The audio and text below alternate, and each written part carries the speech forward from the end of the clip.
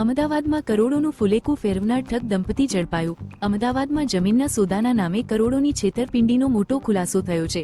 આરોપી દંપતીએ સોલા અને થલતેજ વિસ્તારમાં જમીન વેચવાના બહાને લોકોનો વિશ્વાસ જીતીને છેતરપિંડી આચરી, ખોટા વાયદા, બનાવટી ખાતરી અને દસ્તાવેજ આપવાના નામે કરોડોની ઉઘરાણી કરવામાં આવી. પ્રાથમિક તપાસમાં 41 કરોડથી વધુની છેતરપિંડી સામે આવી છે. આ કેસમાં આરોપી મિતેશ પટેલ અને મોક્ષા પટેલની ધરપકડ કરવામાં આવી છે. EOW ક્રાઇમ બ્રાન્ચે કાર્યવાહી કરીને આરોપીઓને કસ્ટડીમાં લીધા છે. સમગ્ર મામલે ગુનો નોંધીને વધુ તપાસ હાથ ધરવામાં આવી છે.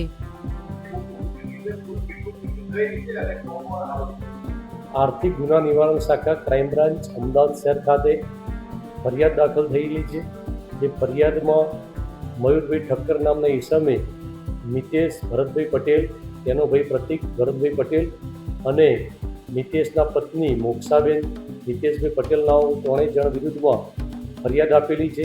આ ફરિયાદમાં છેતરપિંડી કરવામાં આવેલી છે અને દસ્તાવેજો ખોટા બનાવીને આપવામાં આવેલા છે. આ ગુનાના કામે ત્રણેય આરોપીની ધરપકડ કરી અને હાલમાં આરોપીઓના રિમાન્ડ માગવાની કાર્યવાહી કરવામાં આવી રહેલી છે.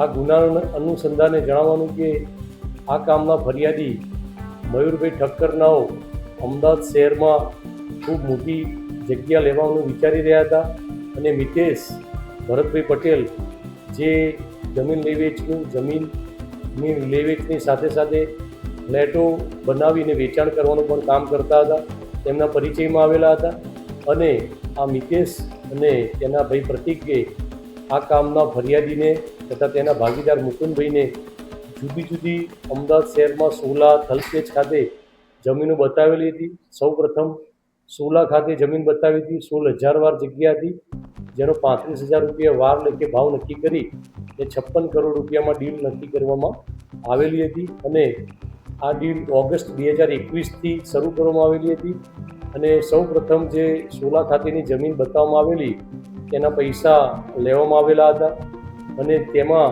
દસ્તાવેજ નહીં થઈ શકે એવું જણાવી અને આ કામના આરોપી મિતેશે બીજી જમીન બતાવેલી. બીજી જમીનમાં પણ પોતાને પારિવારિક ઝઘડા પ્રશ્નો હોવાનું જણાવી અન્ય પણ જગ્યા બતાવેલી હતી અને આમ કુલ આ કામના ફરિયાદી પાસેથી આરોપીએ છેતરીને અને તેના ભાઈ પ્રતિકે છેતરીને કુલ 68 કરોડ જેટલી રકમ લીધેલી હતી, જેમાં 64 કરોડ રૂપિયા રોકડેથી અને 4 કરોડ 87 લાખ જેટલી રકમ ચેકથી લીધેલી હતી.